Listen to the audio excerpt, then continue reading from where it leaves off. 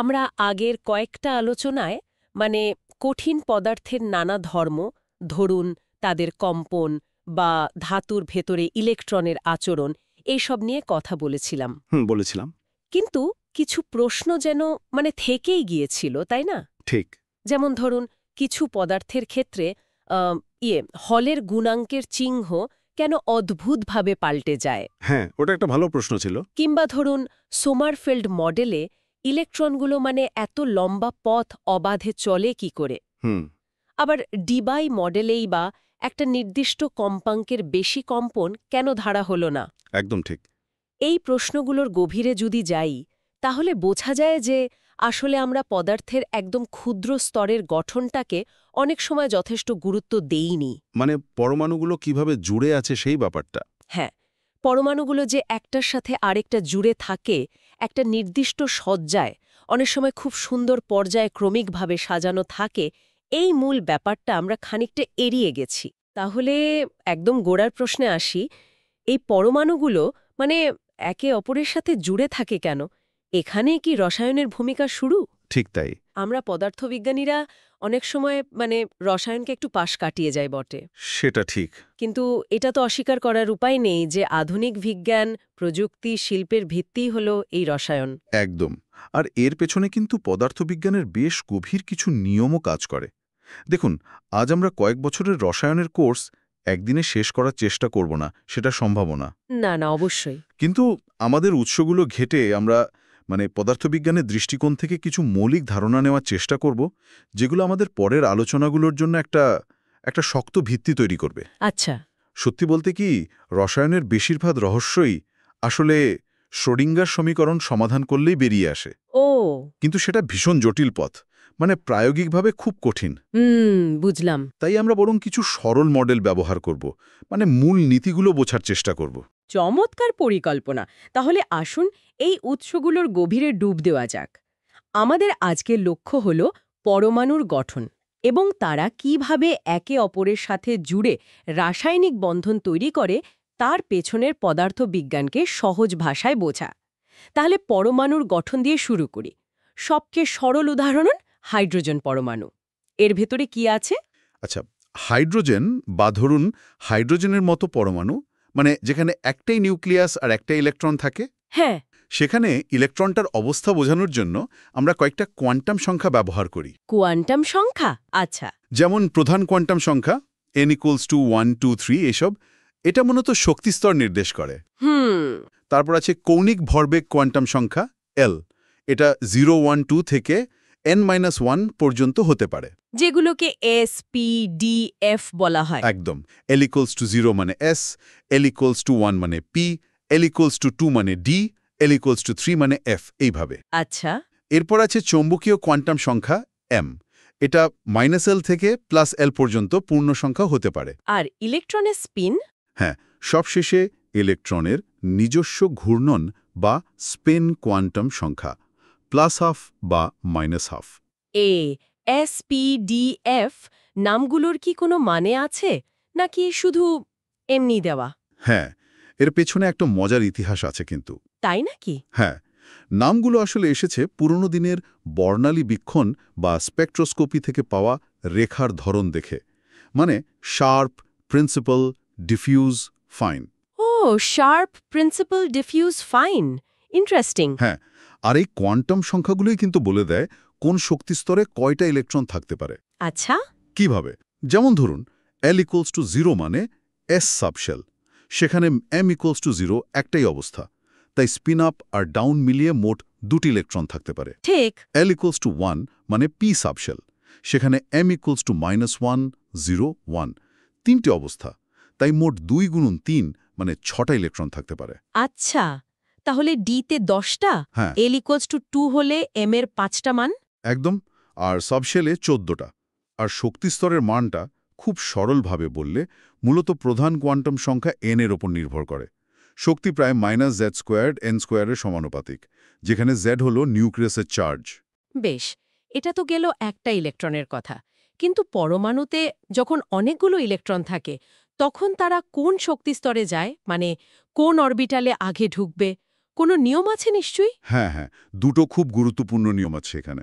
আচ্ছা। প্রথমটা হলো আউফবাউ নীতি, যার মানে হলো গড়ে তোলা। আউফ বাও। হ্যাঁ, এই নীতিটা বলে যে ইলেকট্রনগুলো সবচেয়ে কম শক্তিস্তর থেকে শুরু করে একে একে ওপরের শক্তিস্তরগুলোতে জায়গা নেয়, যতক্ষণ না সেই স্তরটা পূর্ণ হচ্ছে। মানে নিচ থেকে ওপরে ভর্তি হতে থাকে। ঠিক তাই। আর দ্বিতীয় নিয়মটা হলো মডেলংয়ের নিয়ম। এটা বলে দেয় ঠিক কোন ক্রমে এই স্তরগুলো পূর্ণ হবে। ক্রমটা কেমন? প্রথমে 1s, তারপর 2s, তারপর 2p, 3s, 3p, হুম। তারপর কিন্তু 4s, এবং তারপরে 3d, এরপর 4p, এইভাবে চলতে থাকে। ও 4s আগে 3Dর চেয়ে? হ্যাঁ, এই ক্রমটাই কিন্তু আসলে পর্যায় সারণীর যে কাঠামো আমরা দেখি তার ভিত্তি তৈরি করে। এখানে আমার একটু খটকা লাগছে। মানে মডেলংয়ের নিয়ম বলছে 4s স্তরটা 3D স্তরের আগে পূর্ণ হয়। হ্যাঁ, কিন্তু আমরা তা দেখলাম শক্তি মূলত প্রধান কোয়ান্টাম সংখ্যা n এর ওপর নির্ভর করে। তাহলে তো n = 3 স্তরের শক্তি n = 4 স্তরের চেয়ে কম হওয়ার কথা। 4s আগে ভর্তি হবে কেন? খুব ভালো একটা প্রশ্ন তুলেছেন। একদম ঠিক পয়েন্ট। এখানেই ব্যাপারটা একটু জটিল হয়। আচ্ছা। যখন পরমাণুতে একাধিক ইলেকট্রন থাকে, তখন কোনো একটা নির্দিষ্ট ইলেকট্রন সে তো শুধু নিউক্লিয়াসের আকর্ষণ অনুভব করে না। অন্য ইলেকট্রনগুলো তো বিকর্ষণ করে। ঠিক, তাকে অন্যান্য ইলেকট্রনগুলোও বিকর্ষণ করে। এর ফলে কি হয়, নিউক্লিয়াসের পুরো চার্জটা বাইরের দিকের ইলেকট্রন পর্যন্ত ঠিকমতো পৌঁছাতে পারে না, কিছুটা আড়াল হয়ে যায়। ও আচ্ছা। এটাকে আমরা বলি স্ক্রিনিং বা আবরণী প্রভাব। স্ক্রিনিং? হ্যাঁ, এই স্ক্রিনিংয়ের কারণে ইলেকট্রন যে কার্যকর বিভব বা পোটেনশিয়ালটা অনুভব করে, সেটা আর সরল 1r কুলম্ব পোটেনশিয়ালের মতো থাকে না। মানে পোটেনশিয়ালটা বদলে যায়। হ্যাঁ, বদলে যায়। আর এই পরিবর্তিত পোটেনশিয়ালের কারণেই শক্তিস্তরগুলোর ক্রমে কিছুটা ওলটপালট হয়ে যায়। আর দেখা যায় যে 4s অরবিটালের শক্তি 3d অরবিটালের চেয়ে সামান্য কমে যায়। ও, এই কারণে 4s আগে ভরে। ঠিক তাই। তাই সেটা আগে পূর্ণ হয়। যদিও ব্যাপারটা বেশ জটিল, তবুও আমরা পরমাণুর গঠন বোঝার জন্য এই s-p-d-f অরবিটালের ধারণা ব্যবহার করতে পারি। কারণ অন্য ইলেকট্রনদের প্রভাবকে মোটামুটি একটা গড় গোলকীয় মেঘের মতো ধরে নেওয়া যায়। আচ্ছা, পরমাণুর গঠন আর ইলেকট্রন বিন্যাসের একটা মোটামুটি ধারণা পাওয়া গেল। এবার মূল প্রশ্নে ফেরা যাক। এরা একসাথে জুড়ে থাকে কি করে? প্রথমে আয়নীয় বন্ধন নিয়ে কথা বলি। হ্যাঁ, বলা যাক। এটা কি অনেকটা ইলেকট্রন দেয়া নেওয়ার মতো ব্যাপার? ঠিক ধরেছেন। আয়নীয় বন্ধনের মূল ধারণাটাই হল ইলেকট্রনের আদান-প্রদান। মানে একটা পরমাণু ইলেকট্রন ছেড়ে দেয় আর একটা গ্রহণ করে। যেমন ধরুন সোডিয়াম Na, এর বাইরের স্তরে একটা ইলেকট্রন থাকে, 3s1। হ্যাঁ। সে এই ইলেকট্রনটা সহজেই ছেড়ে দিয়ে Na+ আয়ন তৈরি করতে পারে। আচ্ছা। অন্যদিকে ধরুন ক্লোরিন Cl, এর বাইরের স্তরে 7টি ইলেকট্রন আছে, 3s2, 3p5। হ্যাঁ। তার অষ্টক পূরণের জন্য একটা ইলেকট্রন দরকার। হুম। সে সোডিয়ামের ছেড়ে দেওয়া ইলেকট্রনটা গ্রহণ করে Cl- আয়ন তৈরি করে। তারপর? এরপর এই বিপরীত চার্জযুক্ত আয়ন দুটো, মানে Na+ আর Cl-, এরা কুলম্ব আকর্ষণের মাধ্যমে একে অপরের সাথে জুড়ে যায়। আকর্ষণ করে? হ্যাঁ, আকর্ষণ করে কঠিন সোডিয়াম ক্লোরাইড, মানে আমাদের খাবার লবণ NaCl তৈরি করে। কিন্তু এই ইলেকট্রন দেওয়া নেওয়াটা কি সবসময় ঘটবে, নাকি কোনো শর্ত আছে? কিসের উপর নির্ভর করে এই বন্ধন তৈরি হবে কিনা? এটা নির্ভর করে পুরো প্রক্রিয়াটার মোট শক্তির পরিবর্তনের ওপর। শক্তির পরিবর্তন? হ্যাঁ, যদি পুরো প্রক্রিয়া শেষে মোট শক্তি কমে যায়, অর্থাৎ শক্তি নির্গত হয়, তাহলে বন্ধন তৈরি হবে। আচ্ছা। এখানে কয়েকটা ধাপ আছে। প্রথমত, ইলেকট্রন ছাড়ার জন্য শক্তি দিতে হয়। আয়োনাইজেশন এনার্জি বা আয়োনাইজেশন শক্তি? একদম। i.e., যেমন Na থেকে ইলেকট্রন সরাতে শক্তি লাগে। দ্বিতীয়ত, ইলেকট্রন গ্রহণ করলে কিছু শক্তি নির্গত হয়। ইলেকট্রন আসক্তি বা ইলেকট্রন অ্যাফিনিটি, EA। ঠিক, Ea, যেমন Cl যখন ইলেকট্রন গ্রহণ করে তখন শক্তি বেরিয়ে আসে। আচ্ছা। তৃতীয়ত, এই যে বিপরীত আয়নগুলো তৈরি হলো, Na+ আর Cl-, এরা যখন একসাথে জুড়ে একটা কেলাস বা ক্রিস্টাল গঠন করে, তখন আরও অনেকখানি শক্তি নির্গত হয়। ও। এটাকে আমরা এখানে সংযুতি শক্তি বা কোহেজিভ এনার্জি বলছি। যদিও এই টার্মটা বিভিন্ন জায়গায় একটু ভিন্ন অর্থে ব্যবহার হয়, আমরা এখানে আয়নগুলো মিলে কঠিন পদার্থ তৈরির শক্তিটাকেই বোঝাচ্ছি। বুঝলাম। তাহলে মোট শক্তির হিসেবটা কি দাঁড়ালো? যদি এই পুরো প্রক্রিয়ার মোট শক্তির পরিবর্তন, মানে delta E = i.e. Ea cohesive energy, যদি এটা ঋণাত্মক হয়। মানে যদি নির্গত শক্তিটা Ea প্লাস কোহেসিভ এনার্জি বেশি হয় প্রয়োজনীয় শক্তির Ieর চেয়ে। তো শক্তি দেখেন, কারণ তারা নির্দিষ্ট তাপমাত্রা বা চাপে কাজ করেন। আমরা এখানে মূল নীতিটা বোঝার জন্য মানে শূন্য তাপমাত্রার সরলীকৃত শক্তির হিসেব করছি। আচ্ছা আচ্ছা, তাহলে পর্যায় সারণীর দিকে তাকালে কি বোঝা যায়? মানে কোন মৌলগুলো সহজে ইলেকট্রন দেয় আর কোনগুলো সহজে নেয়? অবশ্যই বোঝা যায়, খুব স্পষ্টভাবে বোঝা যায়। কেমন? পর্যায় সারণীর একদম বাঁ দিকে নিচের দিকের মৌলগুলো, যেমন সিজিয়াম, পটাশিয়াম, এদের আয়নীকরণ শক্তি খুব কম। মানে এরা সহজেই ইলেকট্রন ছাড়ে? হ্যাঁ, খুব সহজেই বাইরের ইলেকট্রনটা ছেড়ে দিয়ে পজিটিভ আয়ন তৈরি করতে পারে। অন্যদিকে পর্যায় সারণীর ডান দিকে ওপরের দিকে থাকা মৌলগুলো, মানে নিষ্ক্রিয় গ্যাসগুলো বাদে, হ্যালোজেনগুলো, ফ্লোরিন, ক্লোরিন। ঠিক, বিশেষ করে হ্যালোজেন গ্রুপের মৌল যেমন ফ্লোরিন, ক্লোরিন, এদের ইলেকট্রন আসক্তি খুব বেশি। এরা ইলেকট্রন গ্রহণ করে নেগেটিভ আয়ন হতে চায়। এর কারণটাও কি সেই স্ক্রিনিং? হ্যাঁ, এর কারণটাও কিন্তু সেই স্ক্রিনিং প্রভাব। স্ক্রিনিং কিভাবে এই প্রবণতা ব্যাখ্যা করে আর একটু বুঝিয়ে বলবেন? ধরুন আবার সোডিয়ামের কথা ভাবি, 11টা ইলেকট্রন। হুম। এর সবচেয়ে বাইরের যে 3s ইলেকট্রনটা, সেটা ভেতরের 10টা ইলেকট্রনের 1 স্কোয়ার 2 স্কোয়ার 2p6 আড়ালে ঢাকা পড়ে যায়। হ্যাঁ। ফলে এই ইলেকট্রনটা নিউক্লিয়াসের +11 চার্জের পুরোটা অনুভব করতে পারে না, বরং একটা মানে কার্যকর বা এফেক্টিভ চার্জ অনুভব করে, যেটা প্রায় +1 কাছাকাছি। ZF প্রায় 1। ওহ, অনেক কম। হ্যাঁ, তাই এটা নিউক্লিয়াসের সাথে বেশ দুর্বলভাবে আবদ্ধ থাকে। একে সরাতে কম শক্তি লাগে, মানে কম IE। আচ্ছা। এবার ফ্লোরিনের কথা ভাবুন, 9টা ইলেকট্রন। এর বাইরের 2p স্তরের ইলেকট্রনগুলোর ভেতরে আড়াল করার জন্য মাত্র 2টো ইলেকট্রন আছে, 1 square. Hmm.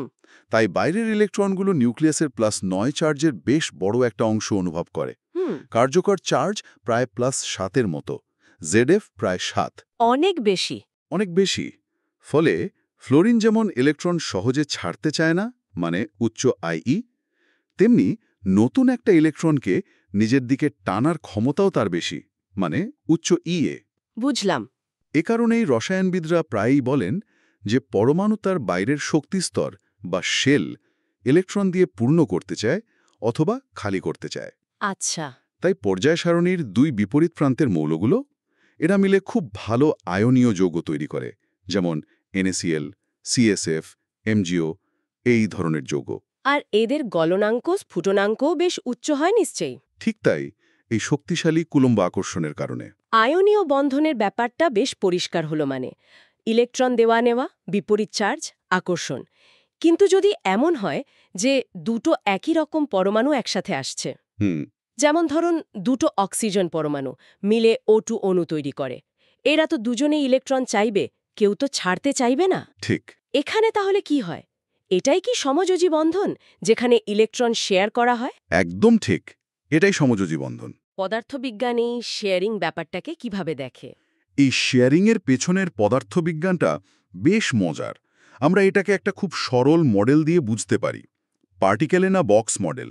Particle in a box? কিভাবে? ভাবুন, একটা একা পরমাণুর মধ্যে ইলেকট্রনটা যেন একটা ছোট বাক্সের মধ্যে বন্দী। আচ্ছা। যখন দুটো পরমাণু কাছাকাছি এসে একটা অণু তৈরি করে, তখন ইলেকট্রনগুলোর ঘোরার জন্য আগের চেয়ে একটা বড় জায়গা তৈরি হয়, একটা বড় বাক্স। ও, তার মানে ইলেকট্রন শেয়ারিং মানে আসলে ইলেকট্রনগুলোর চলাচলের জন্য আরও বেশি জায়গা পাওয়া। ঠিক তাই, একদম। আর কোয়ান্টাম বলবিদ্যা আমাদের বলে, মানে হাইজেনবার্গের অনিশ্চয়তা নীতির মাধ্যমেও এটা বোঝা যায়। যখন কোনো কণার অবস্থান জানার অনিশ্চয়তা ডেল্টা এক্স বাড়ে, অর্থাৎ সে যখন বেশি জায়গা জুড়ে থাকতে পারে, তখন তার ভরবেগের অনিশ্চয়তা ডেল্টা পি কমে, আর এর ফলে তার সর্বনিম্ন গতিশক্তিও কমতে পারে। আচ্ছা, গতিশক্তি কমে যায়। হ্যাঁ, ইলেকট্রন যখন দুটো পরমাণুর মধ্যে ভাগাভাগি হয়, তখন সে আগের চেয়ে বেশি জায়গা জুড়ে থাকতে পারে। তার তরঙ্গ অপেক্ষক বা ওয়েভ ফাংশন বেশি ছড়িয়ে পড়ে, যার ফলে তার গতিশক্তি কমে যায়। ও। দুটো হাইড্রোজেন পরমাণু যখন কাছাকাছি এসে H2 অণু তৈরি করে, তাদের প্রত্যেকের 1s ইলেকট্রন মিলে দুটো ইলেকট্রন হয়। ঠিক। এই দুটো ইলেকট্রনই এই নতুন কম শক্তির বন্ধন অরবিটালে থাকতে পারে। অবশ্যই স্পিন বিপরীত রেখে, হুম পাউলি বর্জন নীতি মেনে। হুম ফলে অণুটার মোট শক্তি দুটো আলাদা পরমাণুর মোট শক্তির চেয়ে কমে যায়, আর এভাবেই বন্ধন তৈরি হয়। শক্তি কমে যাওয়া মানেই তো স্থিতিশীলতা। কিন্তু তাহলে দুটো হিলিয়াম পরমাণু মিলে H2 অণু তৈরি করে না কেন? হিলিয়ামের তো 1s অরবিটাল ইলেকট্রনে পূর্ণ থাকে। চমৎকার প্রশ্ন। এখানেও একই যুক্তি। আচ্ছা। দুটো হিলিয়াম পরমাণু কাছাকাছি এলে তাদের মোট 4টি ইলেকট্রন হয়, প্রত্যেকটিতে দুটো করে। হ্যাঁ। আগের মতোই একটা নিম্ন শক্তির বন্ধন অরবিটাল তৈরি হয়, যেখানে দুটো ইলেকট্রন জায়গা নিতে পারে। ঠিক। কিন্তু বাকি দুটো ইলেকট্রনকে তখন বাধ্য হয়ে একটা উচ্চ শক্তির প্রতিবন্ধন অরবিটালে। Antibonding orbital. হ্যাঁ, এই প্রতিবন্ধন অরবিটালের শক্তি ডাঙা পারমাণবিক অরবিটালের চেয়েও বেশি। ওহ। ফলে বন্ধন অরবিটালের শক্তি যতটুকু কমেছিল, প্রতিবন্ধন অরবিটালের শক্তি তার চেয়ে বেশি বেড়ে যায়। আসলে প্রায় সমান বা সামান্য বেশিই বাড়ে। তার মানে মোটের ওপর কোনো লাভ হলো না? ঠিক, মোট শক্তির কোনো লাভ হয় না, বরং কিছুটা ক্ষতিই হয়।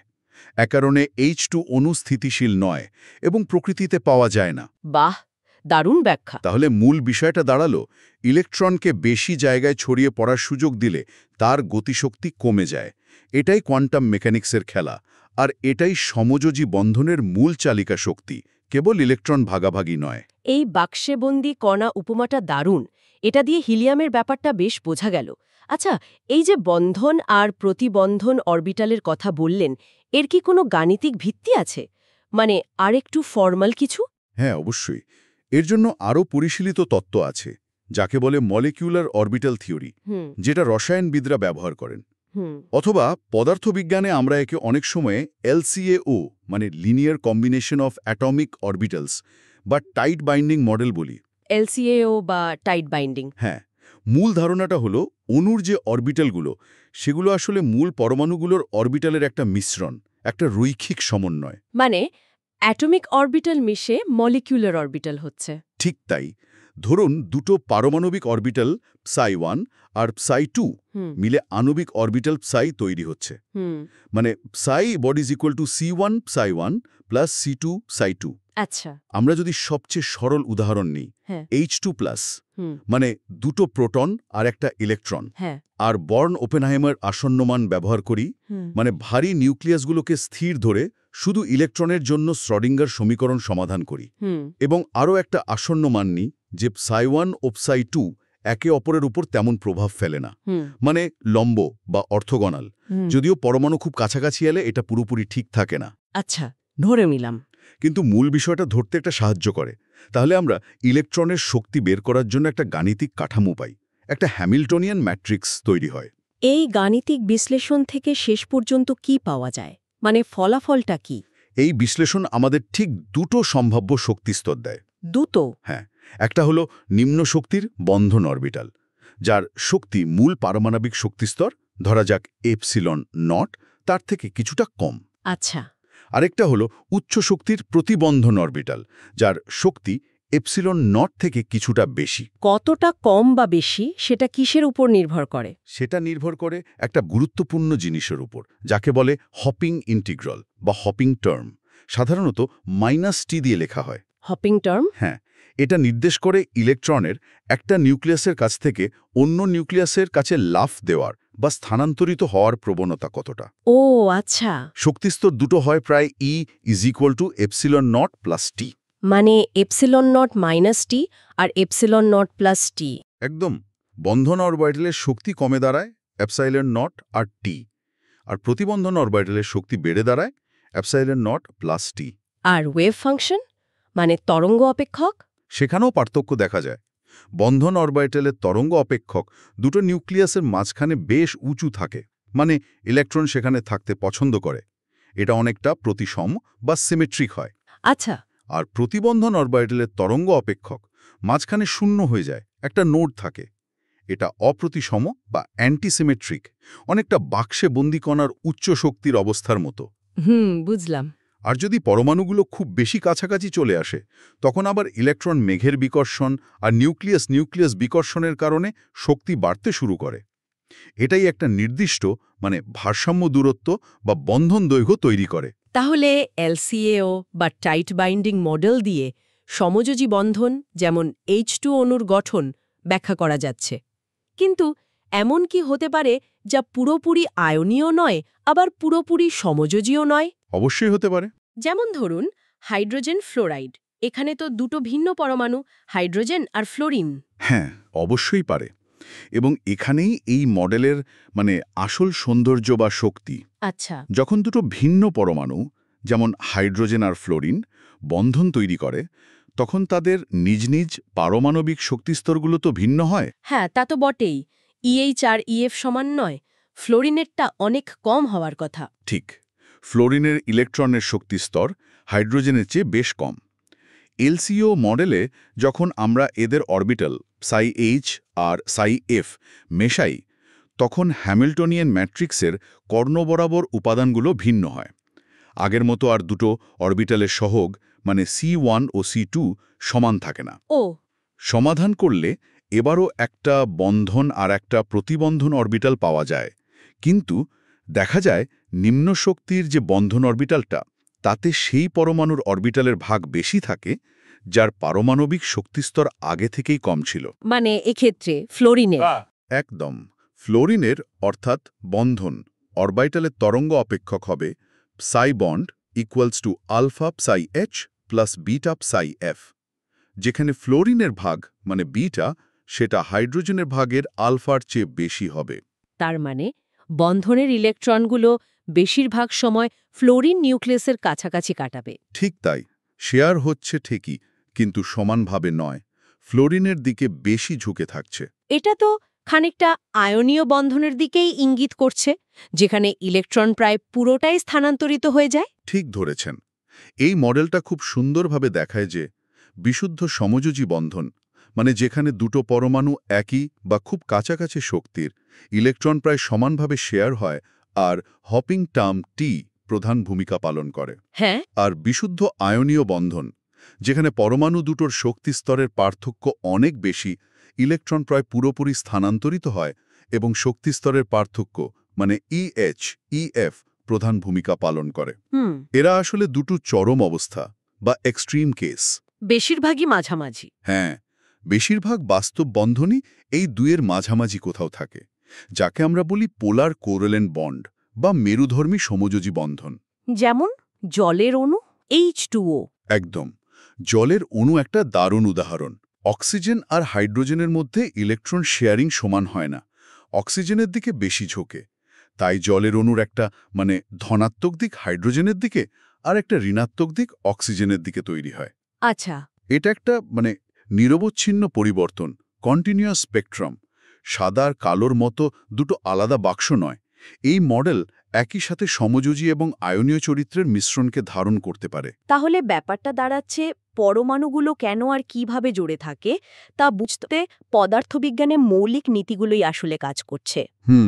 আয়নীয় বন্ধনের ক্ষেত্রে মূল চালিকা শক্তি হল ভিন্ন ভিন্ন পরমাণুর ইলেকট্রন ধরে রাখা বা ছেড়ে দেওয়ার ক্ষমতার পার্থক্য, যেটা স্ক্রিনিং প্রভাব দিয়ে বোঝা যায়, আর তার ফলে তৈরি হওয়া কুলম্ব আকর্ষণ। ঠিক।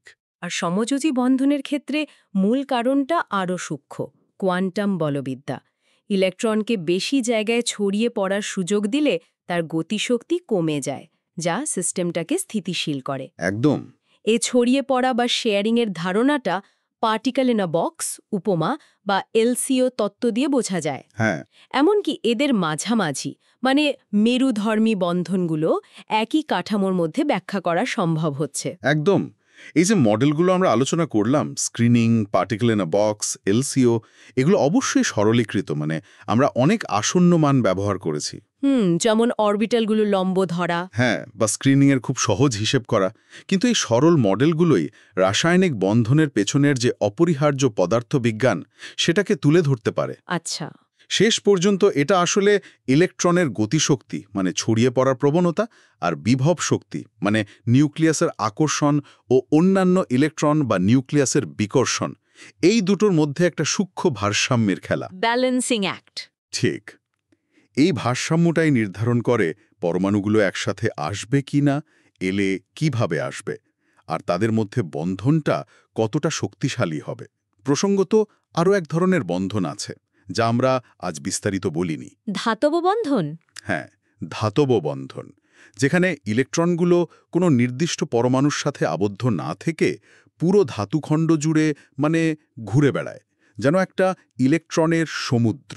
ও, সেটাও তো কোয়ান্টাম মেকানিক্স দিয়ে ব্যাখ্যা করা হয় নিশ্চয়ই। অবশ্যই, সেটার আলোচনাও বেশ মজার। আচ্ছা, আমাদের শ্রোতাদের জন্য শেষ করার আগে একটা চিন্তার খোরাক রেখে যাই। হ্যাঁ, নিশ্চয়ই। আমরা দেখলাম কিভাবে দুটো পারমাণবিক অরবিটাল মিলে একটা নিম্ন শক্তির বন্ধন আর একটা উচ্চ শক্তির প্রতিবন্ধন অরবিটাল তৈরি করে।